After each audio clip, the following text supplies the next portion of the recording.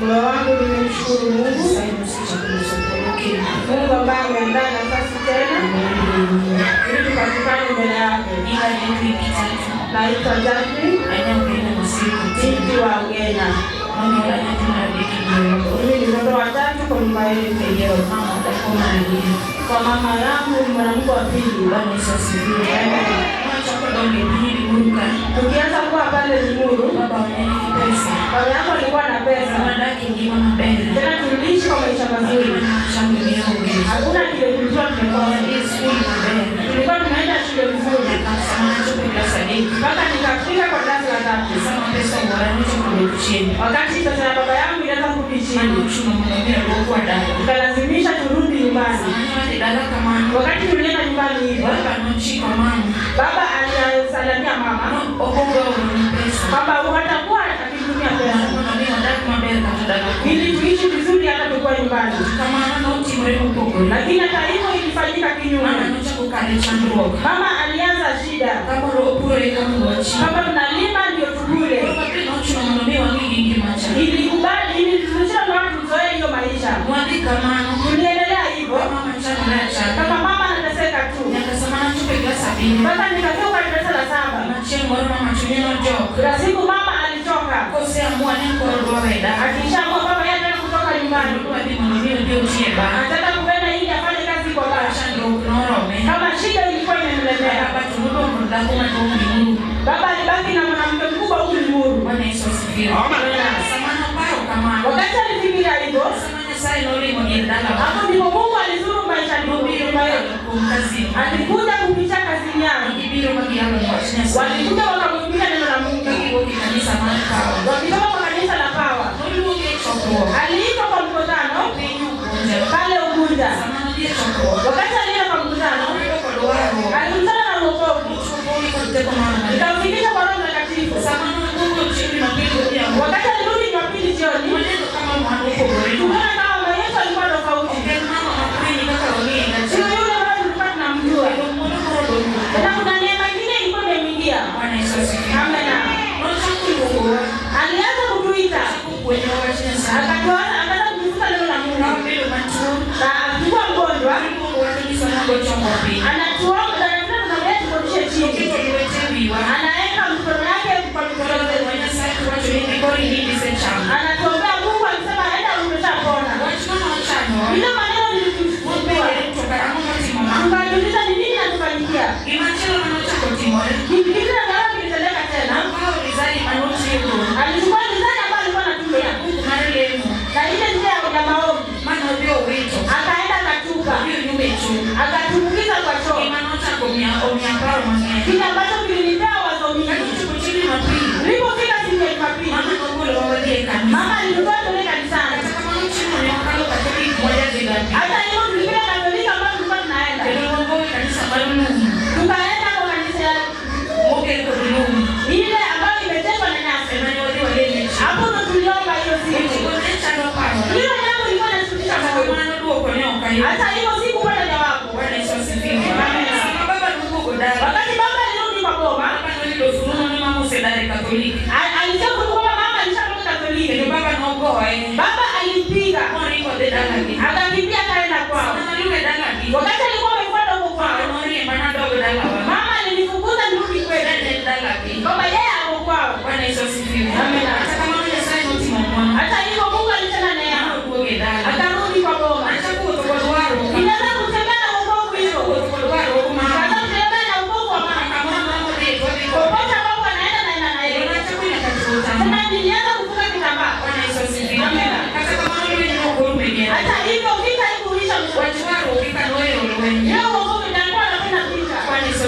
Amen. Wakati nilimaliza kabisa nilikuwa nataka kabisa moja. Kama nirudi kama nifanyia kila kitu. Hata hivyo tulifika shule. Aliniambia kama uliza hata hivyo au mama yako. Mimi nitakulipia kama ya shule.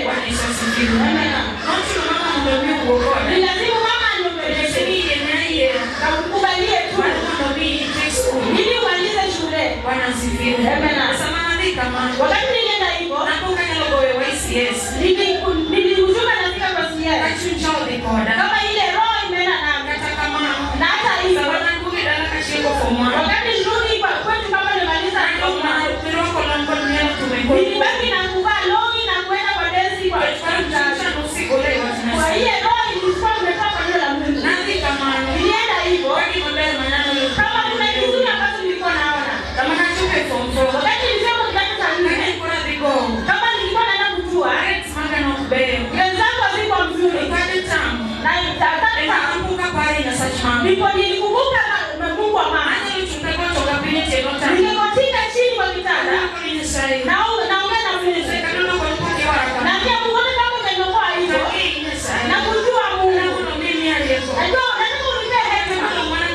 matin. Hata kama kile kuna maskalo. Ni tiki kimoro malo. Hata kama kuna kitu bana pata. Kwani sasa hivi.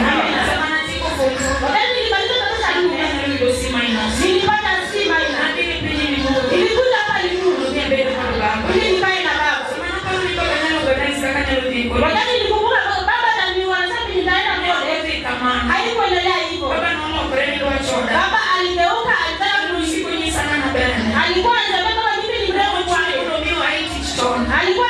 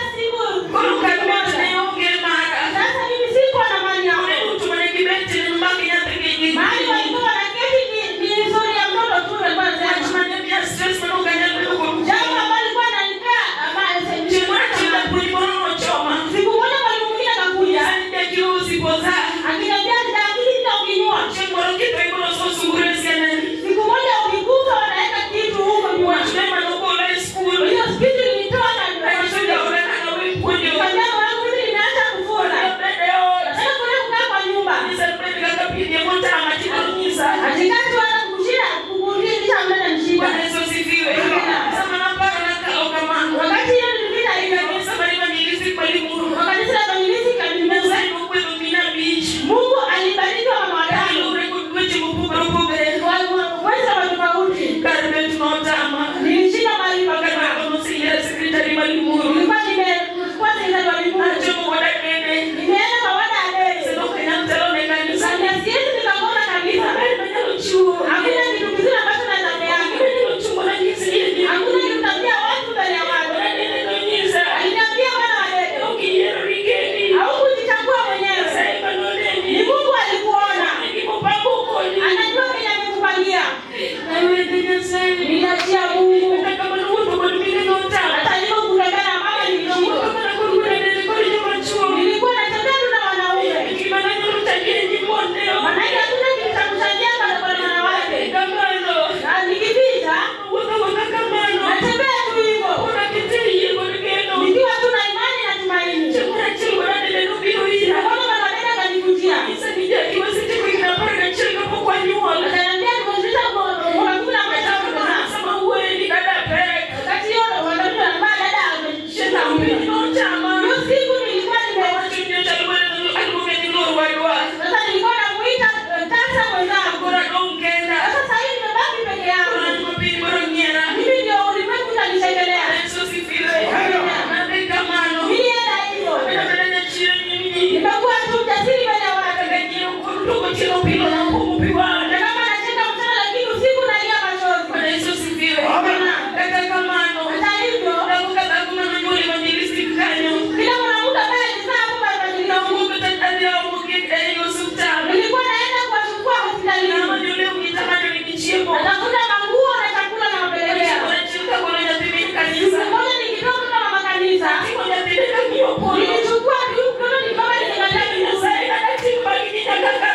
Mama ya watu mpaka lini Mungu? Jambo lingine na roho ya Mungu wangu. Siku moja wakaniombea Mungu. Siku moja nilikuwa nafanya malimani.